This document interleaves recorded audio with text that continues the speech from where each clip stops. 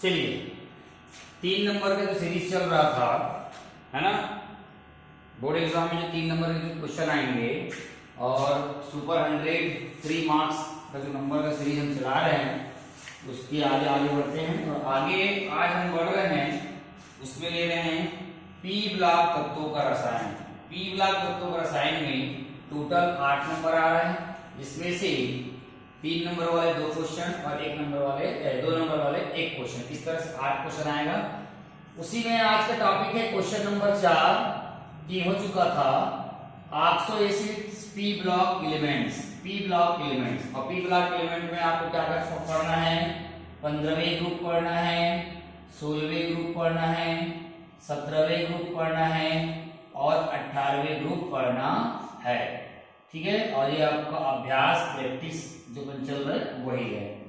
अब पहला टॉपिक पहले आज हम इस पे करेंगे सल्फर वाले में 15वें ग्रुप में करेंगे फास्फोरस के ऑक्सी अम्ल, 16वें में करेंगे सल्फर के ऑक्सी अम्ल, 17वें में करेंगे क्लोरीन के ऑक्सी अम्ल, है ना, और यहाँ पे सल्फर और है ना फास्फोरस और आपका नाइट्रोजन, ये दोनों इसी में आएगा। तो 4 ऑक्सी एसिड के बारे में आज पढ़ेंगे। तो कुल मिला के है ना ये हो जाएगा 4था, 5वां, 6वां और 7वां, टोटल कितना जो है आपका 7 क्वेश्चन आज हो जाएगा। चलिए अब प्रश्न होता है ऑक्सो एसिड क्या होता है। ये जो ऑक्सो एसिड है या ऑक्सी एसिड है, इसके बारे में पहले थोड़ा सा कुछ बेसिक जान लेते हैं, उसके बाद फिर इसके बारे में पढ़ेंगे। तो ऑक्सो एसिड जो होता है वो जनरली क्या होता है, अपन ऐसा माना जाता है, अगर इसका अगर मान लो परिभाषा अगर लिखेंगे, अगर पूछ दिया जाए कि ऑक्सो एसिड होता क्या चीज है, तो आप क्या लिखोगे, पी ब्लॉक तत्वों के जो ऑक्साइड होते हैं, है ना, पी ब्लॉक तत्वों के जो ऑक्साइड होता है उनको जल में घोलने पर क्या करते हैं, जो अम्ल का निर्माण होता है, जो पदार्थ का निर्माण होता है, उसे हम लोग बोलते हैं ऑक्सी एसिड बोलते हैं। जैसे ये मेरे पास है फास्फोरस, और फास्फोरस के ऑक्साइड मतलब क्या हो जाएगा, फास्फोरस पेंटॉक्साइड को जल में अगर घोल दिया जाए तो यहाँ पर जो है H2P2 और आपका O6 बन जाता है।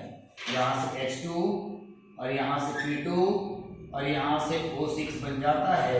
इसी को हम लोग बोलेंगे क्या, ऑक्सी एसिड। ये है फास्फोरस के ऑक्सी एसिड। तो प्रश्न परिभाषा क्या हो जाएगा, फास्फोरस के ऑक्साइडों को, ये फास्फोरस है ऑक्साइड है ना, फास्फोरस के ऑक्साइडों को जल में घोलने पर जो अम्ल प्राप्त होता है वही कहलाता है आपका ऑक्सो एसिड्स कहलाते हैं। चलिए और ऑक्सो एसिड में आगे और देखते हैं।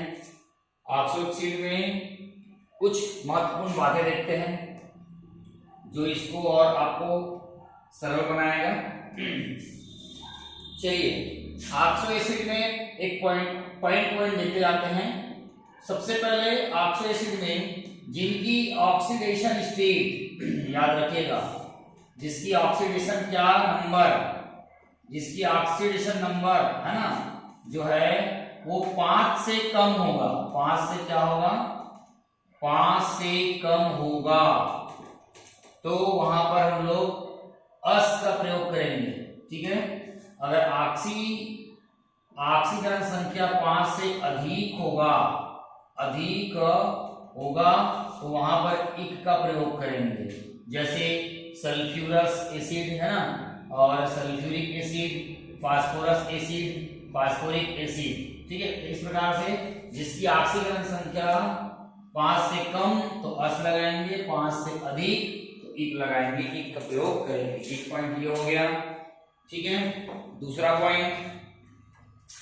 पॉइंट ये है, ऑक्सी एसिड का जब नामकरण किया जाता है तो सबसे पहले जो है ऑक्सो एसिड का जो है ना फर्स्ट नेम होगा, प्रथम है ना, जो पहला नाम होगा उसमें जनरली हम लोग हाइपो यूज कर सकते हैं।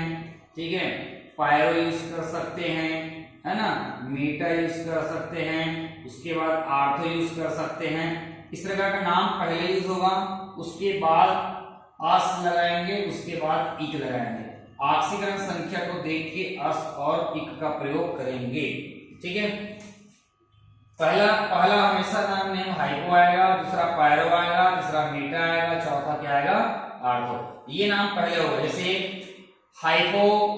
हाइपोफॉस्फोरस अम्ल, हाइपो है ना, या क्या जाएगा पायरोसल्फ्यूरस अम्ल या पायरोसल्फ्यूरिक अम्ल, मेटासल्फ्यूरस अम्ल, मेटासल्फ्यूरिक अम्ल, आर्थोसल्फ्यूरस अम्ल, आर्थो है ना फास्फोरिक अम्ल। तो ऐसे इक का प्रयोग जो है उसके ऑक्सीडेशन नंबर को देख के करेंगे। ठीक है, एक ये हो गया।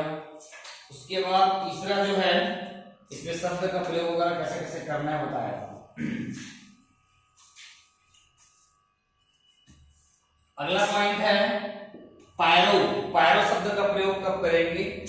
पायरो शब्द का प्रयोग कब करेंगे, है ना, जब ऑक्सी एसिड में जैसे आपके पास है ये H4 P2 और O7 है, ये P है ना, और आपका डबल बॉन्ड है। अच्छा, फास्फोरस के लिए एक और बात है कि जिस किसी का ये निकालना है, phosphorus, sulphur, nitrogen and chlorine निकालना है, तो ऑक्सी एसिड की पहचान पहला है क्या रहेगा, P डबल बॉन्ड O रहेगा, या H डबल बॉन्ड O रहेगा, या N डबल बॉन्ड O रहेगा, या C डबल बॉन्ड O रहेगा। ये ऑक्सी एसिड की पहचान है।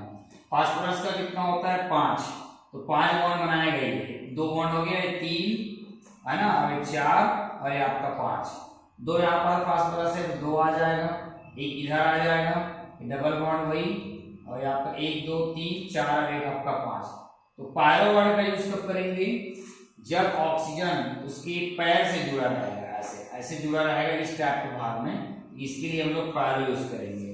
ठीक है, हाइपो यूज कब करेंगे, जब मान लो ये पी और पी ऐसे अक्षों से जुड़ा रहेगा, ये ऐसे रहेगा, ये ऐसे रहेगा, ये इस टाइप का अगर मान लो की बात है ना, इस टाइप का अगर है 1 2 3 4 5, 1 2 3 4 और आपका 5, तो इस टाइप के लिए क्या यूज करेंगे हम लोग, यहाँ पर हम लोग यूज करेंगे हाइपो का यूज करेंगे, ये भी याद रखे रहना। ठीक है, हाइपो क्लियर आएगा। अब उसके बाद हम देखते हैं इसी में इसका ऑक्सीकरण संख्या निकालने आना चाहिए। जैसे यहाँ पर हाइड्रोजन दिया है 4, 1 गुणित है ना 4, प्लस P का निकालना है तो 2 दिया है तो 2x हो जाएगा, प्लस यहाँ पर दिया है 7 होता है -2 बराबर कितना जाएगा 0, ये हो जाएगा 4, ये हो जाएगा धन, ये 2x प्लस माइनस माइनस 14 बराबर 0। ठीक है, उसके बाद क्या जाएगा 2x माइनस 14 में 2 का 4 गया कितना जाएगा 10 बराबर 0, और x बराबर क्या आएगा 10/2 आएगा, 2 और आपका 5, तो x बराबर क्या आएगा आपका +5। अब 5 आया है तो इसमें हम लोग क्या यूज करेंगे, इक लगाएंगे। और ये फास्फोरस है, ठीक है, तो इसका नाम क्या जाएगा पायरो, इस जगह पायरो है ना, ये वाला पायरो है, इस जगह पायरो फास्फोरिक अम्ल हो जाएगा, इसका नाम हो जाएगा पायरो, पायरो फास्फोरिक और आपको क्या जाएगा एसिड, ये भी आपको इसका नाम दिया हुआ है। ठीक है, हाइपो उसके लगाएंगे नाप के अक्षों का प्रयोग होगा तो। ठीक है, मेटा शब्द का प्रयोग कब करेंगे ये भी बताया था आप लोगों को। ठीक है, मेटा शब्द का प्रयोग कब करेंगे, ये सब बेसिक पॉइंट है। मान लो किसी ऑक्सी एसिड से जल के एक अणु अगर बाहर निकल जाता है तो वहां पे आप जनरली जो है मेटा वगैरह के शब्द का प्रयोग करते हैं। जैसे यहाँ पर दिया H3PO4, अगर इसमें से अगर मान लो एक वाटर मॉलिक्यूल अगर बाहर निकल जाता है तो ये बन जाता है HPO3 बन जाता है। स्ट्रक्चर बनाएंगे तो क्या होगा P डबल बॉन्ड O, ये ऑक्सी एसिड की पहचान हो गया। उसके बाद अपने पास 3 बॉन्ड और 1 2 3 4 5, उसके बाद एक O और आपका H। ठीक है, ये दिख रहा होगा आपको, मेरे ख्याल से लगता है यहाँ पे 2 बनेगा ऐसा। यहाँ पे 3 ऑक्सीजन है टोटल, ये देखो ये 3, 1 2 और 3, P का P और H का H, 1 2 3 4 5, ये तो उसकी पहचान हो गई ऑक्सीजन, ये इसका स्ट्रक्चर बन जाएगा। ठीक है, OH ग्रुप ये बताएगा कि ये क्या है, एक क्षारकी है, एक क्षारकी है। यदि ऑक्सो एसिड में एक तो OH है, एक क्षारकी, 2 OH आएगा तो द्विक्षारकी, 3 आएगा तो त्रिक्षारकी, 4 आएगा तो चतुर्थक्षारकी। अगर किसी ऑक्सी एसिड में मान लो के बाद है ना हाइड्रोजन अकेला आता है, मान लो यहाँ पे अकेला आ गया हाइड्रोजन ऐसा, तो इसको मतलब हम लोग क्या बोलेंगे, ये बोलेंगे कि अपचायक क्षमता। एक अकेला हाइड्रोजन आ जाता है तो ये अपचायक क्षमता दर्शाता है, बताएंगे आयनिक हो सकता है ऐसा बताएंगे। तो ये भी हो गया, ठीक है। तो याद रखना प्रत्येक ऑक्सीजन एसिड में एक विशिष्ट पहचान होती, बता दिया हूं मैं। अगर फास्फोरस का है तो डबल बॉन्ड O आएगा, नाइट्रोजन का है तो डबल बॉन्ड O आएगा, सल्फर का है तो डबल बॉन्ड O आएगा, क्लोरीन का है तो डबल बॉन्ड O आएगा। ये ऑक्सो एसिड की पहचान है, ये सभी ऑक्सो एसिड में ये होना चाहिए, ठीक है। उसके बाद क्या दिया हुआ है, अपचायक क्षमता बता दिया मैं कैसे होता है करके, ठीक है। तो बहुत सारे आपको दिखेंगे, इसको समझ जाना है। तो अब पेपर में कैसे आता है आप उसके बारे में चर्चा करते हैं, है ना। पेपर में कैसे आएगा उसको देखते हैं। सबसे पहले मैं ले रहा हूं फास्फोरस। पेपर में आएगा फास्फोरस के 3 ऑक्सी अम्लों के नाम पूछेगा, संरचना सूत्र पूछेगा, या नाम पूछेगा या संरचना सूत्र पूछेगा, ठीक है। और एक पूछ सकता है ऑक्सीकरण संख्या पूछ सकता है, और अपचायक क्षमता पूछेगा तो लिखना, अदरवाइज नहीं। तो नाम पूछता है, संरचना सूत्र पूछता है, ऑक्सीकरण पूछता है, इसी में सूत्र भी पूछ सकता है। 3 तो याद कर लेना है, पेपर में आता है। तो मैं याद करने का तरीका बताता हूँ कैसे कैसे करना है, ठीक है। एक इसको थोड़ा ट्रिक के माध्यम से आप एक याद रखना कोड, इसको लिखना नहीं पेपर में, कोड याद रखना है। अब एक आता है सूत्र, है ना, और एक आएगा सूत्र आ जाएगा, और एक सूत्र के बाद क्या आ जाएगा आपको बनाना है, सूत्र के बाद संरचना, है ना, उसके बाद आना है संरचना, ये जाएगा आपका संरचना सूत्र हो जाएगा, सूत्र एवं नाम इसी लिख देना है, ये नाम। उसके बाद आपका आ जाएगा आपका ऑक्सीकरण, क्या हो जाएगा आपका संख्या हो जाएगा। अब चाहे पूछेगा तो लिखना है, ठीक है। अब इसके लिए सूत्र देखो, मैं बात कर रहा हूं फास्फोरस का, तो आप सूत्र याद रखना HP, और आपको याद रखना पड़ेगा O, HPO, ठीक है, HPO, ठीक है। या इसके ऊपर लिख दो, ये आपका सूत्र, और इसी में लिख देना HPO। अब कोड याद रखना है, पहला कोड इसका कितना होगा 312, पेपर में इसको नहीं लिखना है ना, इसको नहीं लिखना है।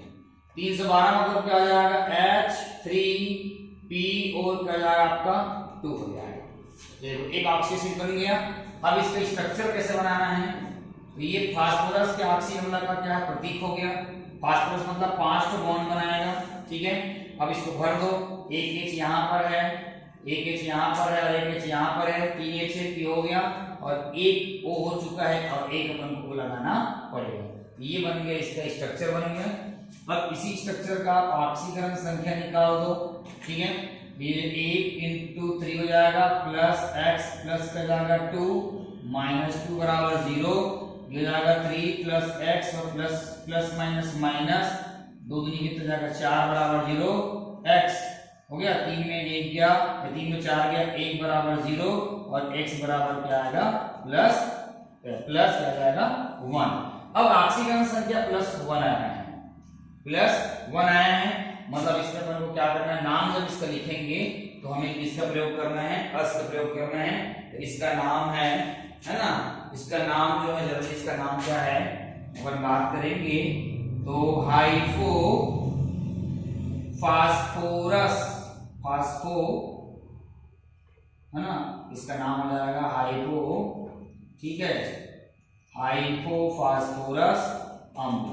अस आया है क्योंकि इसमें ये लगा हुआ है, ठीक है। अब अगर पूछ देगा इसको कि ये एक क्षारकीय, यहां पर लिखना एक क्षारकीय, इसका क्षारकीय गुण क्या हो जाएगा, ये हो जाएगा क्षारकीय गुण हो जाएगा, ये एक क्षारकीय मोनोबेसिक, ये जाएगा एक क्षारकीय, जिसको बोलते हैं मोनोबेसिक। अब तुमको पूछेगा कि क्या ये अपचायक क्षमता दर्शाता है, हाँ, अगर सिंगल H है तो बताओगे ये अपचायक क्षमता दर्शाता है, अपचायक क्षमता क्या करता है, प्रदर्शित करता है करके आप इसको क्या कर सकते हो, बता सकते हो। तो ये एक हो गया। उसी प्रकार इस क्रम को बढ़ा दो, इसको याद रख लेना 313 इधर बढ़ जाएगा, ये हो जाएगा क्या हो जाएगा S3 और ये हो जाएगा PO3 हो जाएगा। तो स्ट्रक्चर क्या बन जाएगा P डबल बॉन्ड O और यहाँ पर H, फिर यहाँ पर H और यहाँ पर आपका OH, एक तो O बढ़ गया है तो O लगा देना है यहाँ पे, ठीक है।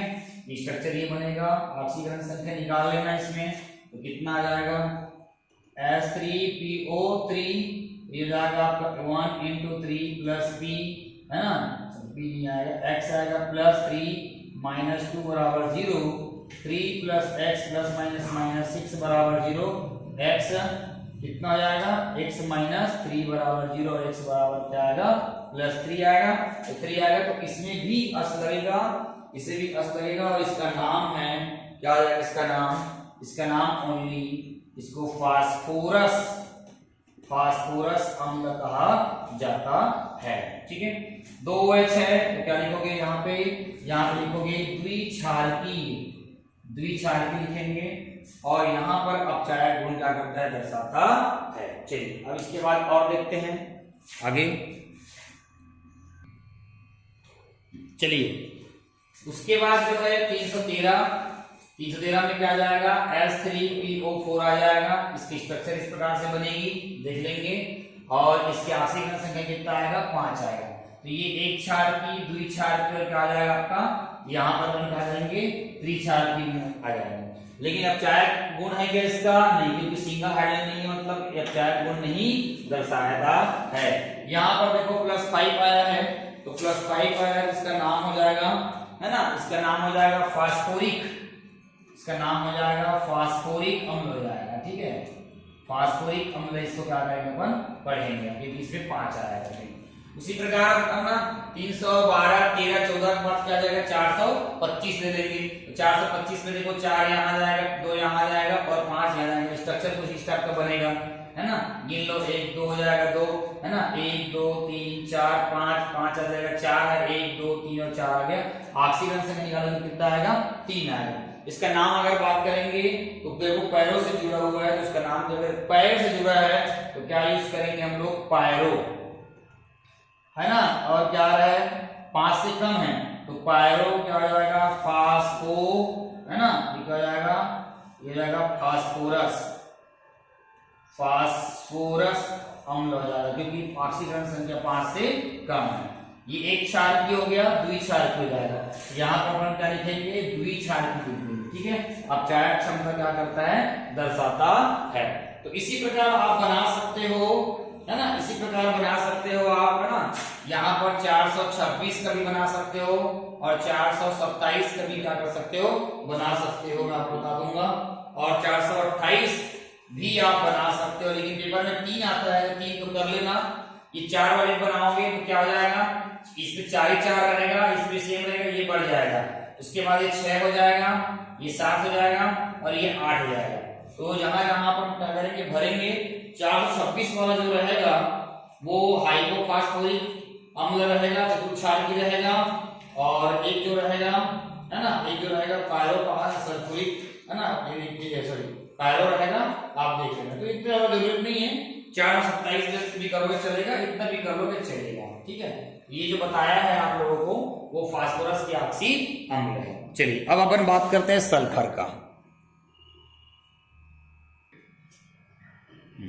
चलिए अब है ना, अब यहाँ पर जो होता है तो सल्फर के ऑक्सी अम्ल हो जाएगा। सल्फर के ऑक्सी अम्लों के नाम 3 को याद कर लेना है, पेपर में आएगा। अभी क्वेश्चन नंबर कितना जाएगा 5। तो सूत्र में यहाँ पर HPO था, अब क्या जाएगा HSO हो जाएगा, तो सल्फर का पढ़ना है। तो इसके लिए कोड क्या रहेगा 213, 214 और 215 रहेगा। तो 213 में क्या जाएगा H2S और आपका O3, इधर क्या जाएगा H2S, O क्या हो जाएगा 4 और इधर कितना जाएगा O5। 3 ऑक्सीजन यहाँ पर मैंने लिख दिया है। स्ट्रक्चर 1 का S, 3 O, 1 2 3 और आपका 2H आपको दिख रहा होगा। अब खास बात यह है कि आपका जो सल्फर है, इस सल्फर का जो है अपन देख सकते हैं क्या है सल्फर का। चलिए सल्फर में देखो अब यहाँ पे 6 बॉन्ड बनेंगे, 1 2 3 4 5 6। याद रखना सल्फर के ऑक्सीजन में एक ऑक्सीजन ऐसा है जिसमें केवल एक लोन पेयर दिखाई देता है, क्योंकि बॉन्ड नहीं बनता ना, बॉन्ड पूरा नहीं होता। ये एक ऑक्सीजन आपका दिखाई दे रहा है, इसमें लोन पेयर दिखाई देगा। ये नीट वगैरह में भी आ चुका है, सल्फर के ऐसे कौन से ऑक्सीजन है जिसमें लोन पेयर इलेक्ट्रॉन प्रेजेंट होता है। ठीक है, इसका स्ट्रक्चर ये बनेगा।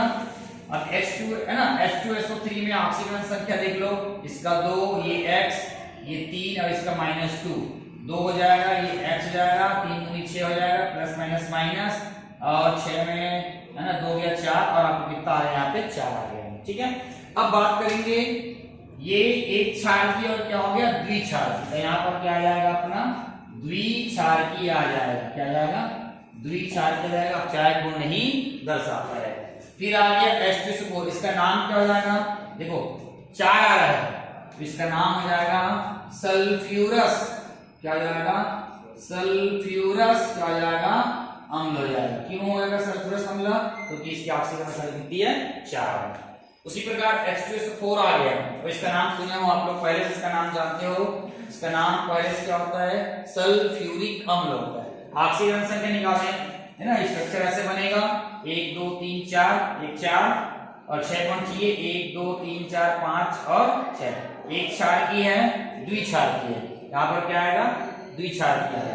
ठीक है, और इसका ऑक्सीजन संख्या निकालेंगे, हो जाएगा 1 × 2 धन x हो जाएगा +4 -2 बराबर 0, 2 + x ± -8 बराबर 0, -6 हो जाएगा, और x बराबर क्या आएगा +6।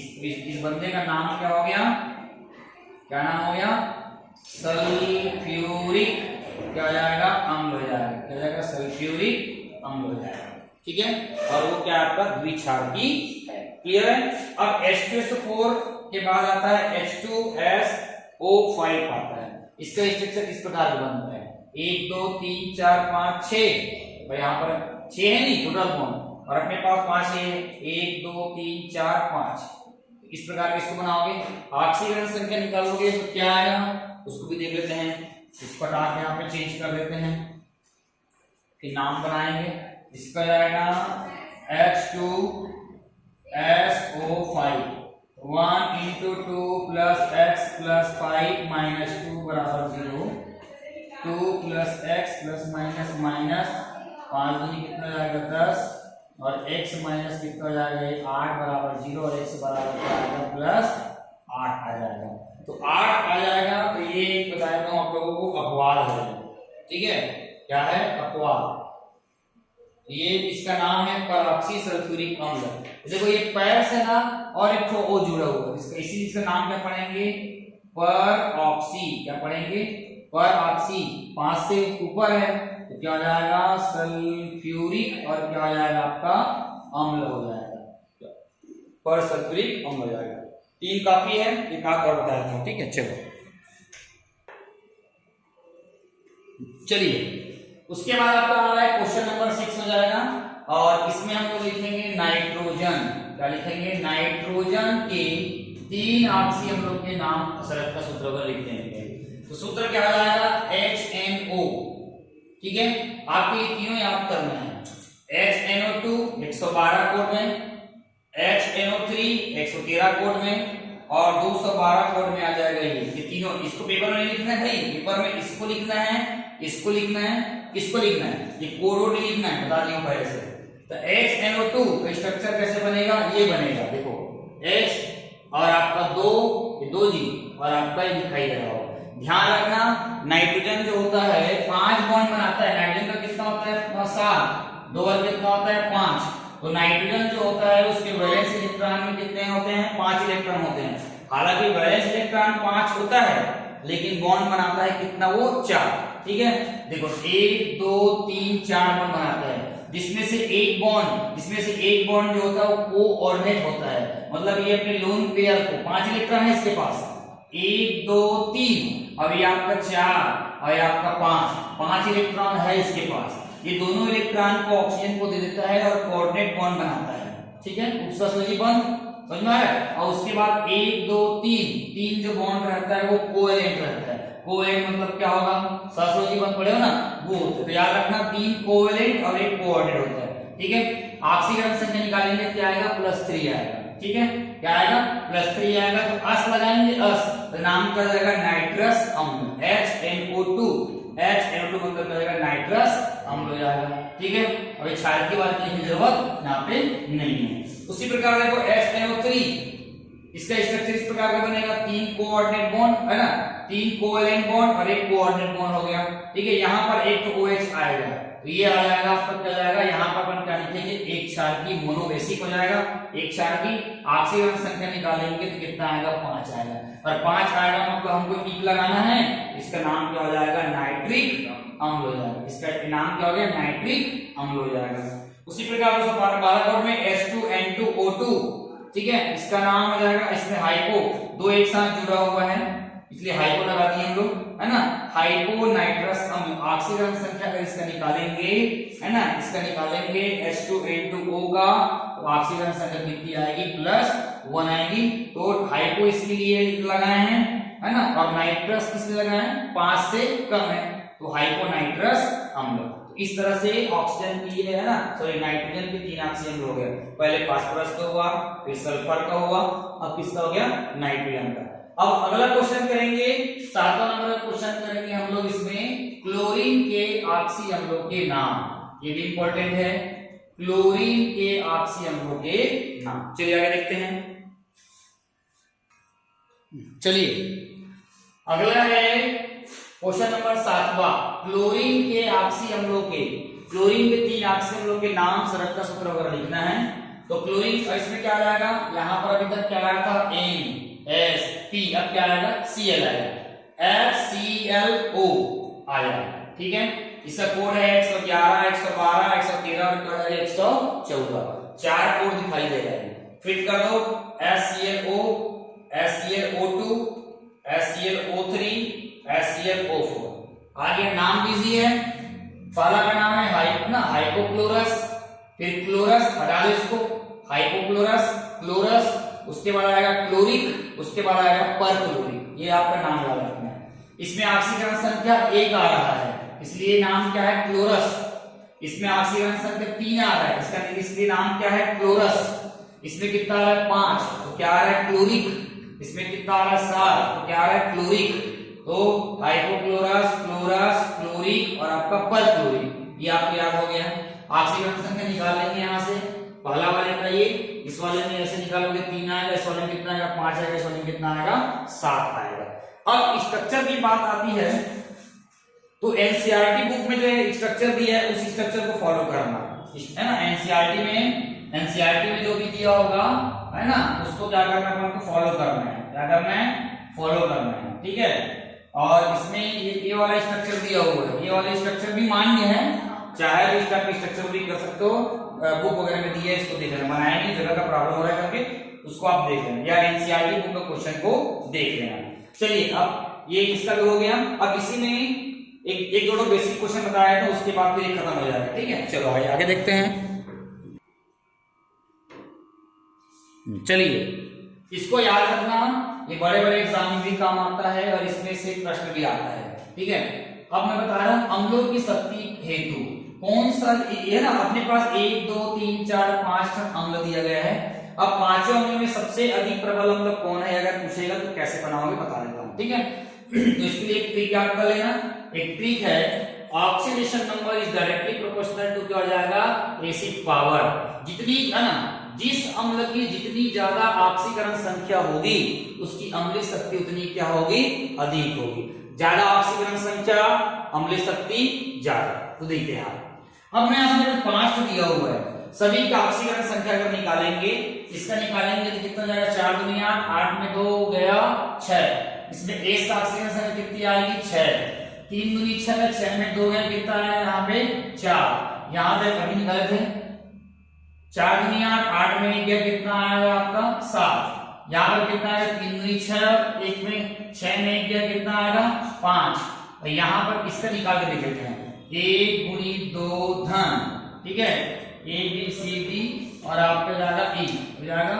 उसके बाद 2x प्लस क्या हो जाएगा 7 माइनस 2 बराबर क्या हो जाएगा आपका 0 हो जाएगा। ये जाएगा 2 धन आपका 2x प्लस माइनस माइनस 7 गुनी 14 बराबर कितना जाएगा 0। ये 2x माइनस 14 में 2 ये कितना आ जाएगा 12 बराबर 0 और x बराबर क्या आ जाएगा 12/2 तो कितना आ जाएगा यहाँ पे प्लस 6 आ जाएगा। तो यहाँ पर कौन सा क्रम में है प्लस 6 क्रम में। अब देख सकते हो कि अम्लों की प्रबलता का क्रम, ठीक है, यहाँ पे हम लिख सकते हैं है ना, अम्लों की प्रबलता का क्या हो जाएगा आपका क्रम हो जाएगा। अम्लों की प्रबलता का क्रम अम्लों की प्रबलता का क्रम सबसे अधिक अम्ल कौन, सबसे प्रबल अम्ल कौन होगा, ये ऑक्सीकरण संख्या के हिसाब से लिखो यहाँ पे ये 7 आ रहा है, ठीक है 7 आ रहा है। तो मैं कौन सा क्रम लिखूं, घटता क्रम। मैं कौन सा क्रम लिख रहा हूं, प्रबलता का क्रम में मैं लिख रहा हूं घटता क्रम। क्या लिख रहा हूं, घटता क्रम। सबसे ज्यादा पावरफुल कौन है, सी, मतलब ये सबसे ज्यादा पावरफुल है। उसके बाद देखो यहाँ पर भी 6 है और यहाँ पर भी 6 है। अब दोनों का आ गया है अगर सेम, तो दोनों का सेम आने के बाद हम लोग ये देखेंगे कि किसमें ऑक्सीजन ज्यादा है। इसमें ऑक्सीजन कितना है 4, इसमें ऑक्सीजन कितना है 7 है ना। तो ये वाला कौन लेंगे, ये वाला आ जाएगा ई के बाद फिर किसको लेंगे ए, दिख रहा है, और ए के बाद किसको लेंगे फिर डी, है ना। यहाँ पर कितना है डी में कितना है 5 और उसके बाद ये कितना है आपका 4, तो ये क्या जाएगा आपका बी। तो ये इसका क्या हो जाएगा आपका क्रम। समझ में आ गया। जितनी ज्यादा ऑक्सीकरण संख्या उसका क्रम, प्रबलता क्रम क्या होगा ज्यादा। क्लियर है। अब मान लो पेपर में ये पूछ दिया, कर लोगे जल्दी स्क्रीनशॉट लो, है ना। उसके बाद आगे देखते हैं, ठीक है। जैसे पूछ दिया HClO, HClO2, HClO3, HClO4, अब इसमें भी पूछ सकता है कौन सा अम्ल प्रबल है, और घटता क्रम लिखो, बढ़ता क्रम लिखो, ये भी पूछ सकता है। तो आपको मालूम चल गया है इसका ऑक्सीकरण संख्या कितनी आएगी 7, इसकी कितनी आएगी 5, इसकी कितनी आएगी 3, इसकी कितनी आएगी 1 आया। अगर अम्लों के, है ना, अम्लों के सबसे अधिक अम्ल के बारे में बात करें, सबसे अधिक अम्ल कौन होगा ये, उसके कम होगा ये, उससे कम होगा ये। सबसे दुर्बल अम्ल ये, सबसे प्रबल अम्ल ये। तो इसी से आप घटता और बढ़ता क्रम बना सकते थे। समझ में आया। चलिए आज का सेशन में आपका question number 4, question number 5, question number 6, question number 7। पहले हमने पढ़ा फास्फोरस के ऑक्सीजन में पढ़ा, फास्फोरस के ऑक्सीजन से पहले पढ़ा, उसके बारे में बेसिक। फास्फोरस के बाद आया सल्फर, सल्फर के बाद आया क्या नाइट्रोजन, और नाइट्रोजन के पास उसके बाद क्या आया आपका है ना क्लोरीन के ऑक्सीजन लोग के नाम हम लोग यहाँ पे पढ़े। चारों क्वेश्चन को याद कर लीजिएगा। चारों क्वेश्चन एग्जाम के पॉइंट ऑफ व्यू से बहुत इंपॉर्टेंट है, बहुत ज्यादा इंपॉर्टेंट है, और ये कई बार आ गया है, और ये यूनिवर्सल क्वेश्चन है। यूनिवर्सल क्वेश्चन मतलब जो होता है लगभग हर साल, एक साल के आड़ में या हर साल कोई ना कोई क्वेश्चन आता है। एक सेट में सल्फर देगा, एक सेट में फास्फोरस देगा, और एक सेट में क्लोरीन देगा। तो ऐसे ना अलग अलग तरीके से क्या करता है क्वेश्चन पूछा जाता है। तो सुपर 100 की सीरीज चल रही थी, इसमें आप लोग देख रहे थे आईएमपी क्वेश्चन का सीरीज देखे थे, है ना। घर में जाके इसको रिवाइज करें, पुनरावृत्ति करें, अपने बोर्ड एग्जाम की 2024 की तैयारियों को अंतिम रूप दुए और देने के बाद जो है आगे हमारे साथ बने रहिए। और आगे आने वाले समय में 100 क्वेश्चन अभी सीरीज चल रहा होगा लेके आते हैं, तो हमारे साथ बने रहिए हमारे इस चैनल पे। चैनल में अगर आप नए हैं तो चैनल को पहले देखिए, समझे, है ना, आंखें टकटकी लगाकर देखिए, उसके बाद उसको लाइक करें, सब्सक्राइब करें, और बेल आइकन को जरूर प्रेस करना ना भूलें, क्योंकि आने वाला जितने भी वीडियोस आएंगे वो उसी के माध्यम से आएगा और आपको मालूम चलेगा। तो बने रहिए मेरे साथ। अपन हमारा ट्रिक क्या है पता है ना, 0 से सुपर हीरो, 0 से सुपर हीरो। धन्यवाद।